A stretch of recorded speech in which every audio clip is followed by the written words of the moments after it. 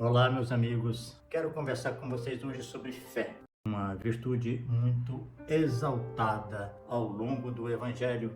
Pessoa fiel é aquela que confia, que se mantém em seus compromissos, constante em seus hábitos, em suas ideias, que especialmente que não se afasta da verdade. Então eu gostaria de pegar esses conceitos, juntando a fé como confiança absoluta, a fidelidade, a constância, esses valores que estão nesse pacote, e refletir que tanto eles se aplicam a uma coisa externa, acreditar muito, confiar inteiramente em alguma coisa, ser fiel a algum compromisso, a algum tratado, como também trazer isso para a fidelidade interna. A pessoa que é fiel a si mesma, aos seus projetos, ao que ela acredita e como ela lida com essa verdade interior ao longo da sua vida. Então eu pensei em trazer algumas questões desse tema que surgem no Evangelho, tanto da parte do discurso, da fala, da teoria, bem como da prática. Eu sempre procuro comparar o que Jesus diz com o que ele faz, se ele realmente pratica aquilo que ele ensina. E eu tenho constatado que isso de fato acontece. Ele é coerente com seus ensinos. Em relação à trajetória existencial, tem alguns aspectos muito relevantes. Ele diz, por exemplo, porque eu desci do céu, não para fazer a minha vontade, mas a vontade daquele que me enviou. Então existe uma vontade superior, existe uma lei divina, que nós já tratamos num vídeo recentemente, e ele veio para ensinar sobre essa lei, ensinar que a criatura deve ter um relacionamento pessoal com Deus, sem intermediários, porque o intermediário muitas vezes é como o atravessador no comércio. Ele fica com uma parte muito valiosa da negociação. Para dar mais substância para esse discurso de Jesus, eu gostaria de mencionar um outro tópico. Não se vendem dois passarinhos por um ceitil, e nenhum deles cairá em terra sem a vontade de vosso Pai. A presença divina acompanha tudo, porque ela está no íntimo, ela compartilha a própria identidade e constituição de cada filho. Entretanto, a maioria dos filhos tem dúvidas, especialmente não se submete à vontade do pai quando as circunstâncias são desfavoráveis. Podemos dizer assim que às vezes o sujeito é muito educado, cordial, cavalheiro, até que alguém pisa no seu calo. Aí vira uma confusão e a pessoa reage numa desproporção enorme, revoltando-se e tornando-se agressiva e querendo desforra. Mas a pessoa que começa a assimilar um pouco mais o Evangelho reage de uma forma mais sensata, mais equilibrada e mais madura. No percurso de Jesus Cristo, houve um período em que ele fez previsão da sua morte e que ele diz que ele vai ser entregue aos judeus e que eles vão matá-lo, mas que no terceiro dia ele vai ressuscitar. Essa previsão é muito interessante porque mostra que Jesus não estava ingênuo nesse trabalho, nessa luta, olhando dentro do tema da fé. Ele era fiel a Deus e à sua consciência, à sua verdade interior. Por isso que ele fala para Pilatos: todo aquele que é da verdade ouve a minha voz. O discurso de Jesus incluiu a sua previsão a respeito da sua morte. Não foi tranquilo, porque era uma coisa extremamente dolorosa passar por tudo aquilo que ele previa que seria a violência e a morte que lhe seria imposta. Próximo da sua prisão, ele faz aquela famosa oração no Jardim das Oliveiras, em que ele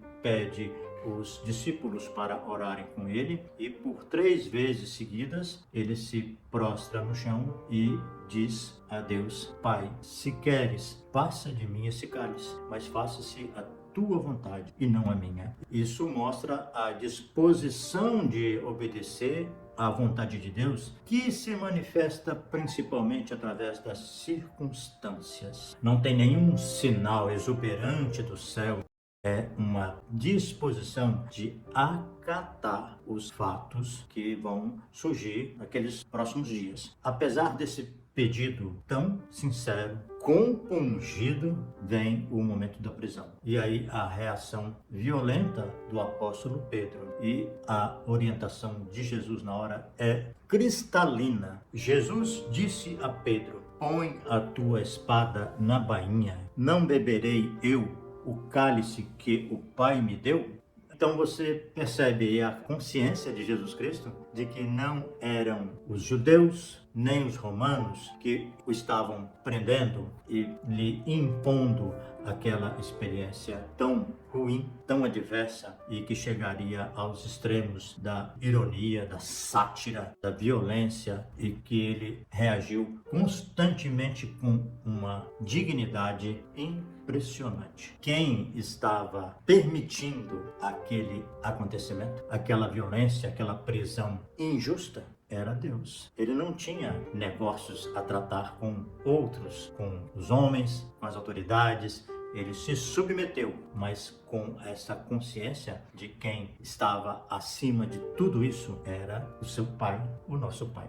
É notável que esse senso, essa consciência de que a autoridade divina paira acima de todas as movimentações humanas, de todos os descalabros, de todas as loucuras que o homem faz na sua sede de poder, de prestígio e de riqueza, são apenas atitudes que estão sob a jurisdição divina e, consequentemente, haverá a prestação de contas no seu devido tempo, de acordo com o olhar amplo e profundo de Deus.